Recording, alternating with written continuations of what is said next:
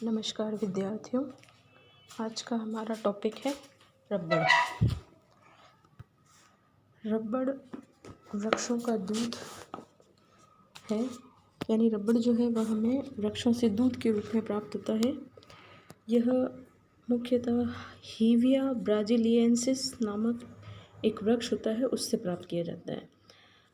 शुरुआत में Amazon basin में रबड़ जो है वह जंगली प्राकृतिक रूप से प्राप्त होता था और अमेज़न के जो मूल निवासी थे वह रबड़ से भली-भांति परिचित थे। वो इसे कुहुचू के नाम से जानते थे।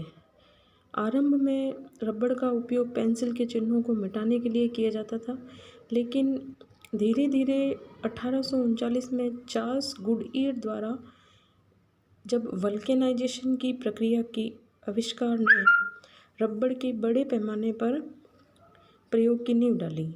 इसीलिए 1885 के बाद रबड़ का टायरों के निर्माण में प्रयोग होने लगा और ये टायर पहले साइकिल में और बाद में स्वचालित वाहनों में लगने लगे और इनकी मांग बढ़ने लगी।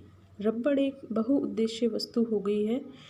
इससे जलरोधी कपड़े बनाए जाते हैं, टायर ट्यूब बनाए जाते हैं, जूते बनाए जाते हैं, इंसुलेटिंग जैसे कार्यों में भी इसका प्रयोग दिन ब दिन बढ़ता जा रहा है। अब है रबड़ की किस्में। तो रबड़ की 4 प्रमुख किस्में होती हैं। पहला है ब्राज़ील रबड़ या हेविया ब्राजीलियंसिस, जिसे ब्राज़ील रबड़ कहते हैं। दूसरा है मेक्सिको या कैरिबियन या कैस्टिलोआ इलास्टिका रबड़। तीसरा प्रकार है लैंडोल्फिया या पश्चिमी अफ्रीकी रबड़। और चौथा है फिकस इलास्टिका या भारतीय या आसामी रबड़। इन सब में पारा रबड़ जो है वह सर्वश्रेष्ठ होता है और यह ज़्यादातर विश्व के अधिकांश भागों में उगाया जाता है। अब है रबड़ की भौगोलिक दशाएं। इसके लिए तापमान जो है वह वर्ष भर उच्च तापमान चाहिए, यानी 26 डिग्री सेंटीग्रेड से 32 डिग्री सेंटीग्रेड होना चाहिए और वार्षिक तापांतर जो है वह कम होना चाहिए। यानी रबड़ के लिए जो तापमान है वह किसी भी महीने में कम से कम 21 डिग्री सेंटीग्रेड से कम नहीं होना चाहिए। फिर है वर्षा। रबड़ के लिए अत्यधिक वर्षा की आवश्यकता होती है, इसीलिए साधारणतः इसके लिए 200 से 300 सेंटीमीटर वार्षिक वर्षा होनी चाहिए। रबड़ के पौधों के लिए सामान्य ढाल वाली सुप्रवाहित भूमि होनी चाहिए, जिससे पौधों की जड़ों में पानी न लगे, यानी पानी नहीं रुके और बह जाए। इसलिए रबड़ के जो अधिकांश बागान हैं वह समुद्र तटीय या पर्वतपदीय या मैदानी भागों पर ही पाए जाते हैं। रबड़ के लिए हालांकि किसी विशेष मिट्टी की आवश्यकता नहीं होती, लेकिन फिर भी जलवायु व धरातल पर जहाँ क्षार तत्वों रहित मिट्टी हो वहाँ पर इसका उत्पादन हो सकता है। रबड़ का वृक्ष लैटेराइट, दोमट और ज्वालामुखी द्वारा निर्मित सभी प्रकार की मिट्टियों में हो जाता है। फिर है मानवीय और आर्थिक दशाएं। रबड़ के लिए श्रम, पूंजी, व्यापारिक कुशलता, संगठन आदि की आवश्यकता होती है। अमेज़न बेसिन जो है वहाँ पर काफ़ी दूर से एशिया और अफ्रीका के जंगलों में भी इसकी उपज प्राप्त की जाती है। इसलिए रबड़ की कृषि में काफ़ी मानवीय श्रम की आवश्यकता होती है। इसमें जंगलों को साफ करके उनमें पौधे लगवाने, श्रमिकों के आवास के लिए गृहों का निर्माण करवाने, रबड़ की उत्तमता के लिए रोग निवारण हेतु उपाय करने और कारखाने स्थापित करने के लिए पूंजी की आवश्यकता होती है। हालांकि वर्तमान में संश्लिष्ट रबड़ से प्राकृतिक रबड़ की काफ़ी प्रतिस्पर्धा है, अतः प्राकृतिक रबड़ को अधिक वैज्ञानिकता के द्वारा ही कायम रखा जा सकता है। अब है रबड़ का वृक्ष उगाने की विधि। सबसे पहले रबड़ के बीज बोए जाते हैं, फिर उसकी कई बार कलम भी लगाई जाती है। जब रबड़ के बीज बोने के बाद पौधे 1 मीटर लंबे हो जाते हैं, तब इन्हें मिट्टी सहित खोदकर बागानों में लगा दिया जाता है। हालांकि अधिक उत्पादन के लिए कलम सही रहते हैं।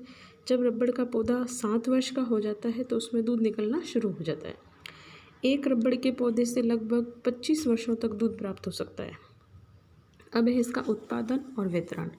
विश्व उत्पादन का लगभग 91% से भी अधिक रबड़ जो है वो एशिया महाद्वीप से प्राप्त होता है और बाकी का 6% अफ्रीका से, 1% उत्तरी मध्य अमेरिका से और 1% दक्षिणी अमेरिका से और शेष रबड़ जो है वो ओशिनिया से प्राप्त होता है।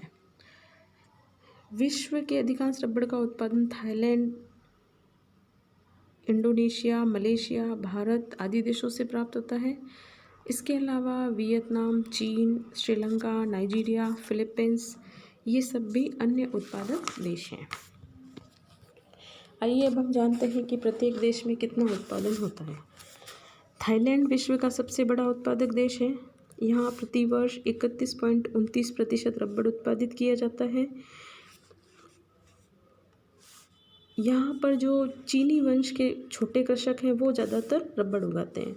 फिर है इंडोनेशिया। इंडोनेशिया विश्व का दूसरा बड़ा रबड़ उत्पादक है जिसमें 27.86% रबड़ होता है।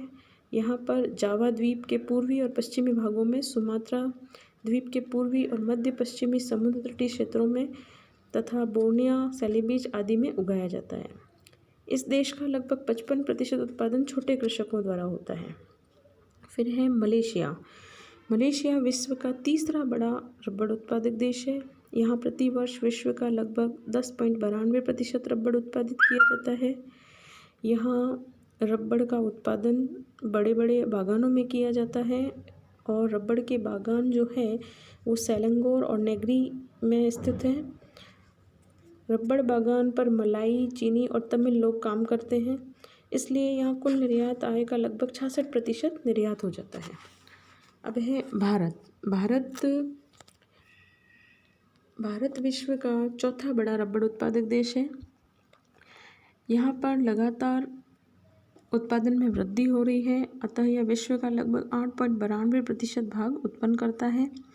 यहाँ पर रबड़ उत्पादन में केरल का एकाधिकार है, जहाँ पर प्रतिवर्ष देश का 90% से अधिक रबड़ उत्पादन किया जाता है। हालांकि इसके अलावा तमिलनाडु, कर्नाटक, गोवा, अंडमान निकोबार, त्रिपुरा आदि में भी रबड़ उगाया जाता है। फिर है नाइजीरिया। यह विश्व का 7वां बड़ा रबड़ उत्पादक देश है। यह विश्व का 1.6% रबड़ उत्पादन करता है। फिर है श्रीलंका। श्रीलंका विश्व का 12वां रबड़ उत्पादक देश है, जहाँ पर लगभग प्रतिवर्ष 96,000 मीट्रिक टन रबड़ उत्पादन किया जाता है, जो विश्व का 1.0% है। ब्राज़ील रबड़ के वृक्ष का मूल स्थान है, लेकिन मिट्टी के कटाव और यातायात की असुविधा और पूंजी के अभाव तथा अनेक अन्य कठिनाइयों के कारण यह देश रबड़ उत्पादन में बहुत पीछे रह गया है। फिर भी यहाँ पर केवल 97,000 मीट्रिक टन रबड़ ही उत्पादित होता है। अन्य देशों में अफ्रीका में Kenya, Kampuchea, Zaire, Ivory Coast, Cameroon आदि रबड़ उत्पादक देश हैं। फिर है इसका अंतर्राष्ट्रीय व्यापार। रबड़ का उत्पादन विकासशील देशों में तथा उपभोग विकसित देशों में होता है। कुल उत्पादन का मात्र 5% उत्पादक देश उपभोग करते हैं। शेष 95% रबड़ उत्पादक निर्यात कर देते हैं। विश्व का लगभग आधा रबड़ मलेशिया से प्राप्त होता है और 25% इंडोनेशिया से, 13% थाईलैंड से रबड़ विश्व व्यापार किया जाता है। Sri Lanka, Nigeria, Liberia, Kenya, जायरे, Kampuchea, Vietnam ये सभी अन्य छोटे निर्यातक देश हैं और प्रमुख आयातक देशों में है संयुक्त राज्य America, Canada, England, Germany, Japan, France, Italy, Bharat, चीन, स्वीडन, सोवियत रूस, पोलैंड, स्पेन, ऑस्ट्रेलिया आदि। तो विद्यार्थियों, ये थी रबड़ की भौगोलिक दशाएं, उसके उत्पादक देश और अंतर्राष्ट्रीय व्यापार। धन्यवाद विद्यार्थियों।